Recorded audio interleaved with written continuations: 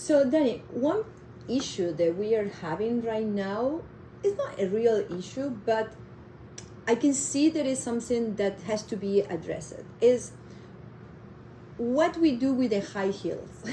Because, to be honest, when I live in high heels, I tense my whole body because I have to fight against something that is pushing me forward. And when I have followers in high heel and they don't know really how to use that resistance of the heel, they lean on me. Well, and but, it's but even more than that is, you've been dancing in high heel shoes for 40 years, right? Yes. Don't your feet hurt? Yes. Most everyone. But I'm a survivor. No. But I'm a strong woman. Most everyone I know who's been dancing in high heels for a long time Yes. have feet that hurt. Yes. So one of the things that I have done, and I'm not sure how vast my influence is, but it used to be that people would buy shoes from dance shoe companies. So they would buy dance shoes, and then the women would buy high-heeled shoes from the same companies. And I hurt my own feet in the leaders' shoes that were too tight on my toes. So now I go out and I shop for the most comfortable pair of shoes that I can find that are low profile. That means that they don't have a piece of rubber or a piece of leather sticking out on the side. They basically are tight to my foot. And as long as I can find something that's comfortable, then I take it to my shoemaker, who I have trained to put a leather sole on the front and a heel on the back. And so now I have a shoe that from the edge down is like a fine Italian men's shoe. And from up above that, it's whatever shoe I want. So, and I have encouraged all of the women that study with me to get such a pair of shoes for practice. And that if they want to wear high heels, they could wear them out to the dance, but that they really should try to limit the amount of time they spend in their high heels over the course of their lives, because they will hurt your feet. For me, it's very important. But the question is aesthetically, what's going on? Where did the high heel come from? Why is it so important? The high heel, when tango on the 20s and even on the 30s and close to the 40s, they were shorter heels. They were more like the Spanish. They call the Spanish heel. You know, like the flamenco. They have it. It's very short. Like a block. Yes. When was later on the 50s, that's what I searched about. After World War II. I think it had to do with the revolution of fashion in Paris. I think it was one designer who worked on the company. I'm not sure which. I might say Dolce & Gabbana, but I'm not sure. I was searching about it, and I actually did a blog about this, but I don't remember the name exactly because I stopped. I'm guessing it was a man. Yes, of course. You know, a very, very aesthetic, great man. Who said you put it on? Anyway, I will make you look good. Why you don't look good yourself? But here's what I want to say to everybody. From a men's perspective, the idea of the high heel is to make a follower's leg, a woman's leg, look fabulous and to look longer than it really is. And I think that as modern dancers and as people who appreciate the forms of people dancing, etc., I feel like I can see just how fabulous a woman's leg is, regardless of what shoe she's wearing. Yes, and also our way of moving, we can create a projection of energy in the body, like waiting, standing longer on the standing leg and send that leg back. You can have a high heel, and if you move your torso first, you still look short. Doesn't matter how high is the heel. So it's like a lot of technical aspect. The problem is that we're going always to the fast track. It's like we want the aesthetics to make us a good dancer. And to be a good dancer is not about aesthetics. It's gorgeous if you have balls, right? But the most important, so when women come to learn on my classes, I always ask them, please come in flat. And you will see the amount of resistance that I get it. No, because and then I will not be able to dance in high heels. You're going to dance twice of better because the shoes is not make you to be a dancer. Well, and if you do want to, if you do want to dance in high-heeled shoes, wear them around the house for a few months before you start dancing. And get familiar with that. And get familiar with what it's like. Go up and down stairs. Yes, but stand around in the kitchen and prepare food. I say this because it's going to encourage you to listen to us and not necessarily use your high heels that much. But also you can't recognize even the weight of your body if you have an external thing who's already conditioned you to go into the ball of the foot. So you're gonna have to deal with that external thing. What I'm proposing you is start learning in the whole foot. This dance is missing the whole thing about sensation, and it's getting too much about how I look like. The aesthetic. The dress is going to make you look better. The shoes is going to make you better. No. Well, let me just say this, which I also have had experience with my students, which is that if you go out shopping for a really beautiful flat shoe that you think would be perfect for dancing, and mostly these days those shoes do not have the right soles on the bottom. So then you take it's rubber, and they're very you take hard it to the shoemaker, and you have them put a leather sole on the bottom of the shoe, and then a leather heel. And for the women, you can design your heel to be a French heel where there's just a slight angle, that the bottom of the heel is a little smaller than the top of the heel.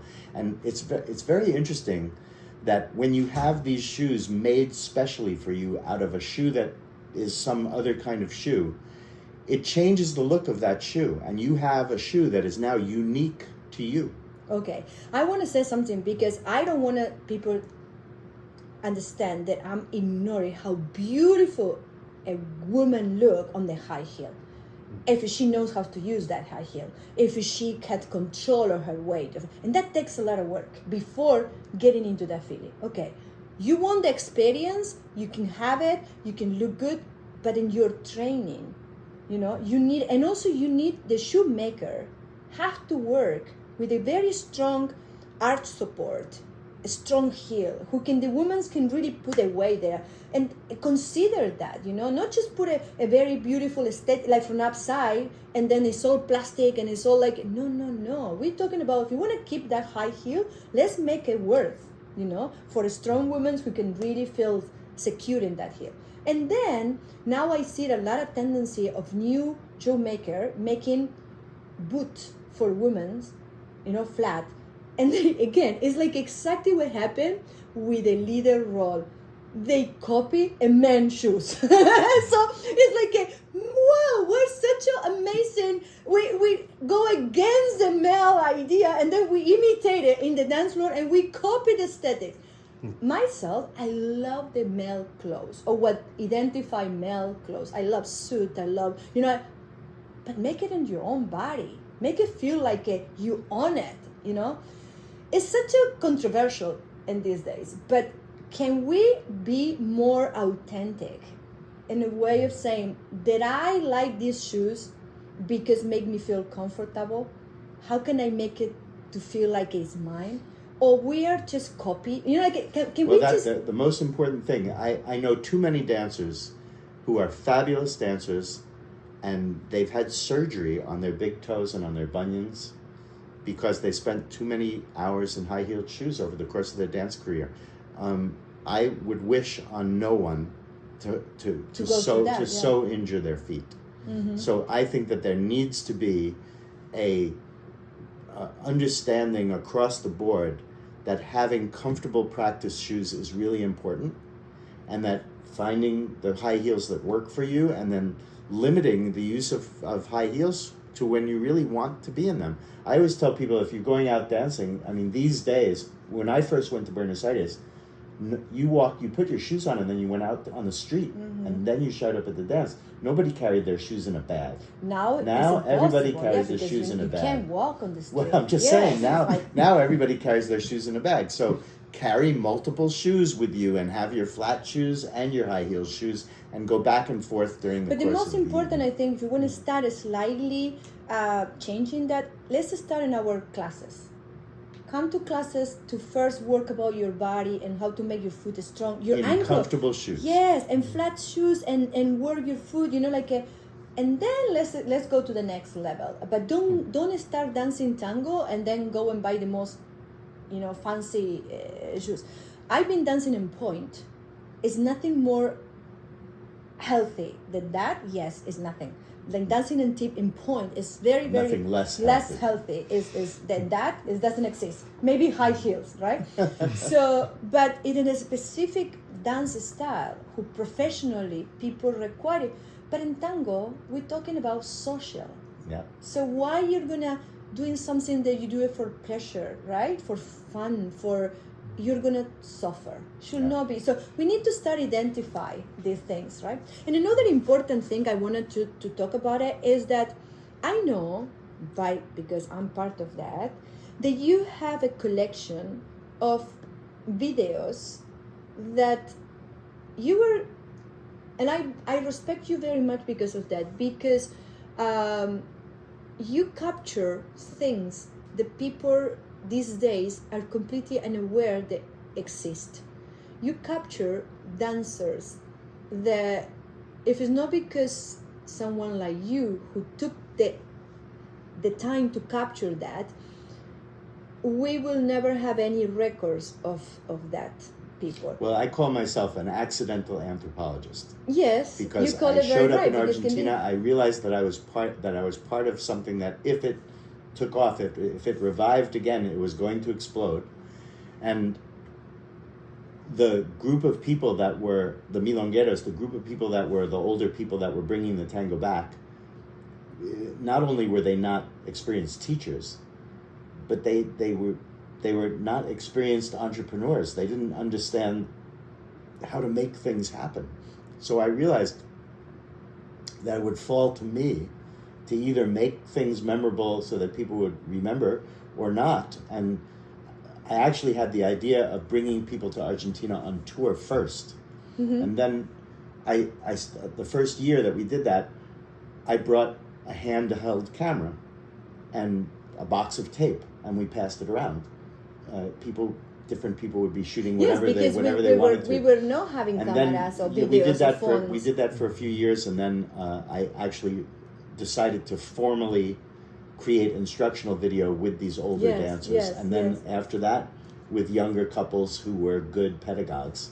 And so we ended up creating more than 80 volumes of instructional video. And then it turned out, when I got home, that I had a couple of hundred hours of unedited tape of the Argentine tango dancers interacting with my groups. Nice. So all of this is now the kind of featured material that's on the archive at trennerstangoarchive.com, or you can get there on danieltrenner.com. And I also have a collection of a lot of things that don't belong to me, and some of those I've put up on the archive, and I put them in front of the paywall. So when you go to the archive, you don't have to subscribe to see the things that don't belong to me. And there's a lot of historical, it's kind of like YouTube. There's a lot of historical stuff that I just happened to collect over the years, and they're not easy to find or easy to see anywhere. So I decided that I would put them up on the archive. I think every one of us who loves tango and who wants to sometimes understand things, going back there, going to see in their body, is we're going to see the difference. Sometimes I get in the social media, someone plays a video of a couple dancing on the 80s or 90s, and it's so obvious. It's so obvious what is got lost. Well, and also it's really nice to go. We have about maybe 40 volumes of video with the older milongueros, and they don't teach that well, and they each have their own unique style. But for those of you that are fanatically interested in the tango, and you see all these modern dancers who combine all kinds of things, which is a good thing, Yes. We draw on material from all of these different sources. But if you go back and you look at the last generation of milongueros that taught us at the beginning of the revival, you can see that a lot of these were quirky individual things that belonged to one dancer or to one couple. And this is a good thing. Sometimes some people come and said, okay, I took this step who was created from this. It's a young couple. And I said, don't let yourself get fooled for that, because this is not creative. Was created for a long time. And the creative thing are few people that we can say they created. I remember taking classes or working, because it was not class, it was more like working with Juan Bruno, and I can see that he was creating things, because were a generation who really, they the other created thing- by copying. I remember Juan with La Corrida, que lo copiaba de ballet dancers. And I was a ballet dancer. He said, tell me, how do you do this? And then he put in front of my eyes, nobody told me that, he will do it. He will do it, what I was telling, and like pas de bourrée, he will do it, and like champagne. And I was like, that people, yes, created. Uh-huh. We inspired from these people, we can amplify or find different way, but if you don't want to fool yourself, get that videos and watch Well, the other it. thing is that a lot of the videos, Inform at the yourself. time that I started doing this, a lot of the videos of dance instruction were filmed in such a way that you saw the step from one angle and then you saw the step from another angle, and there would be a voiceover that would say things like, the leader takes their right foot to the right, and the follower takes the left foot to the left. Yes. And I decided that I would like you to hear the voices of the teachers in their own language explaining what they were doing, and then I put on-screen translation to English. So it's such an amazing job, and I personally, as someone who loves tango, and I want to thank that you did that, because it's the only reference we have. Because, right. like I said, I didn't have cameras, I didn't have phone, so a lot of these things are in my memory. And when you said, right, you can say anything but when I said to you, because you saw me at that time and we were part of it, so it's like you only find few people who can really say yes, it's right, because I was there too, and most of these people, they don't exist anymore on the dance floor, or unfortunately, and even my generation are not so many dancers. A lot of great dancers, they are not with us anymore, or they stopped dancing. I left Argentina on the 97, so I had this gap. I'm sorry that I didn't get everybody, and I didn't. I have about You did a I have lot of people. I have about 80 artists that participated in the filming and the teaching classes in Buenos Aires. So I've managed to preserve about 80 people on film. There probably during that time period were 200 or 300, and so I regret the fact that I wasn't better organized and that I didn't get to everybody, but I did what I could. And it's very great. So I'm so glad we had this time, and this is going to stay in YouTube, to stay there for people who want to share with other people. So I really encourage, my channel is not very popular and famous, but everything I put there is an intention, and is trying to be educated, or I try to hold important information, at least from my perspective. So if you want to help to this program, to this channel, to be more Visible. yes, just you can subscribe, that, but also you can share with others. And also, if you give us feedback, I can always I do things according to what you want to listen, or sometimes what I think you don't know. So if you some things or material or topics that you want to have, bring it up. So please write it there, and I will do my best to find the right person according to your request. So muchas gracias.